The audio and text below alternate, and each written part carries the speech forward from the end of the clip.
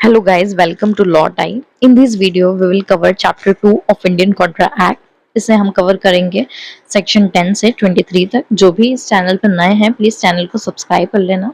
Now let's start this video. Section 10, What Agreement are Contract? सारे agreement क्या होंगे? Contract होंगे जब वो पार्टीज की फ्री कंसेंट से हो, वो पार्टीज कॉम्पिटेंट हो, कॉन्ट्रैक्ट के लिए लॉफुल कंसिडरेशन हो, लॉफुल ऑब्जेक्ट हो और कहीं भी एक्सप्रेस तरह से वॉइड डिक्लेयर नहीं हो, तो कॉन्ट्रैक्ट को हम वैलिड कॉन्ट्रैक्ट बोलेंगे. Now section 11, who are competent to contract? कौन कॉम्पिटेंट होंगे कॉन्ट्रैक्ट के लिए? तो फर्स्ट जो मेजर हो, सेकंड जो साउंड माइंड हो और लॉ के द्वारा डिस्क्वालीफाई नहीं हो. नाउ सेक्शन 12, साउंड माइंड, ऐसे पर्सन जो दिमाग से हेल्दी हो, और अनसाउंड माइंड जो कि दिमाग से हेल्दी नहीं हो. अब अनसाउंड माइंड में दो लोग आते हैं. फर्स्ट इज इडियट जो कि बाय बर्थ पागल होता है, और लुनेटिक जो कि पार्शियली साउंड होता है, पार्शियली अनसाउंड होता है. देन बात करते हैं सेक्शन 13 की, कंसेंट क्या होता है. तो दो या दो से ज्यादा पर्सन कोई भी सेम थिंग और सेम सेंस में किसी बात पर एग्री करते हैं तो हम उससे ऐसा बोलेंगे कि उसने कंसेंट दे दी है. सेक्शन 14, जो कंसेंट आप ले रहे हैं वो फ्री कंसेंट होना चाहिए. Consent is said to be free when it is not caused by coercion, undue influence, fraud, misrepresentation and mistake. Now section 15 to 18 is most important.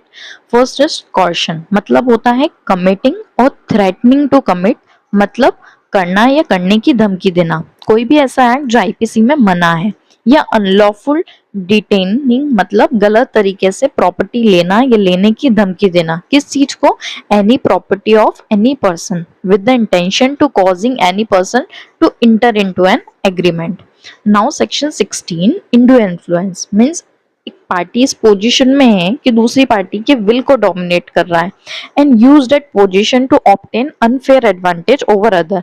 16(2) में दो बातें बताई है. Where a person hold a real and apparent authority over the other, जैसे कि police officer over the accused, या फिर where he stand in fiduciary relation to the other. जो पर्सन वो रिलेशन में है, मतलब फिड्यूशियरी रिलेशन में है, मतलब ऐसा रिलेशन जो ट्रस्ट पर चलता है, जैसे कि lawyer, client, doctor, patient, master या फिर servant. Where now B, where he make a contract with a person those mental capacities temporary permanently affected by reason of age, illness और बॉडीली डिस्ट्रेस. इनकी will को dominate कर रहे हो तो ये भी इंडू इन्फ्लुएंस होगा. देन थर्ड, इंडू इन्फ्लुएंस का बर्डन ऑफ प्रूफ किस पर होगा? तो उस पर्सन पर होगा जो डोमिनेटिंग पोजीशन में हो. नाउ सेक्शन 17 जो बात करता है फ्रॉड के, मतलब कपट. Fraud means and includes act committed by a party और बाय हिज एजेंट. या तो पार्टी खुद कर रही है या उसका एजेंट कर रहा है, विथ इंटेंशन टू डिसीव, छल कर रहा है, और to induce him to enter into contract another party और हिज एजेंट. तो ऐसा एक्ट फ्रॉड माना जाएंगे. कब? जहां पर ऐसे एक्ट हो रहे होंगे. कैसे? सजेशन दे रहा हो जो ट्रू नहीं हो, एक्टिव कंसीलमेंट ऑफ फैक्ट, जो मेन और इम्पोर्टेंट बात है वो छुपा रहा हो, a promise made without intention of performing, promise करना है ऐसे इंटेंशन जिसका परफॉर्मेंस नहीं करना हो. देन है other act fitted to deceive, any act or omission declared by law to be fraudulent. Law ने डिक्लेयर कर रखा है कि पर्टिकुलर एक्ट फ्रॉड है, फिर भी कर रहा है, तो वो क्या होगा? फ्रॉड होगा. When silence amount to fraud, general rule है सिर्फ साइलेंस से फ्रॉड नहीं होता. साइलेंस फ्रॉड तब होगा अगर पर्सन की ड्यूटी है सच बताने की लेकिन वो चुप रहता है. अगर फिड्यूशियरी रिलेशन में हो जहां सच छुपाना फ्रॉड माना जाता है.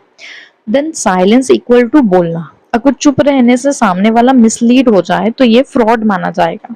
देन सर्कमस्टेंसेस बदल जाए, अगर कोई इंपॉर्टेंट फैक्ट बदल जाए फिर भी पर्सन छुपा रहे हैं तो ये भी क्या होगा? फ्रॉड होगा. देन है सेक्शन 18, मिस रिप्रेजेंटेशन, मतलब किसी बात को घुमा घुमा के बताना, अलग तरह से रिप्रेजेंट करना.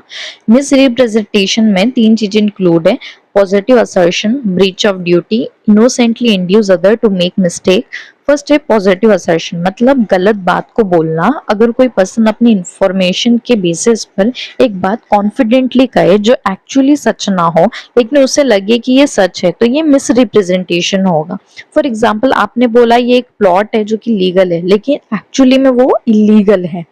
देन है ब्रीच ऑफ ड्यूटी, अगर कोई पर्सन अपनी ड्यूटी प्रॉपरली परफॉर्म नहीं कर रहा है बिना किसी फ्रॉड इंटेंशन के, लेकिन उससे उसके या किसी और को बेनिफिट मिलता है और सामने वाले को नुकसान होता है, तो ये भी क्या होगा, मिस रिप्रेजेंटेशन होगा। थर्ड है innocently induce other to make mistake. Then अब नाउ सेक्शन 14 से 18 का इफेक्ट क्या होगा, तो इन सारे ही केसेस में क्या होगा, वॉइडेबल होगा।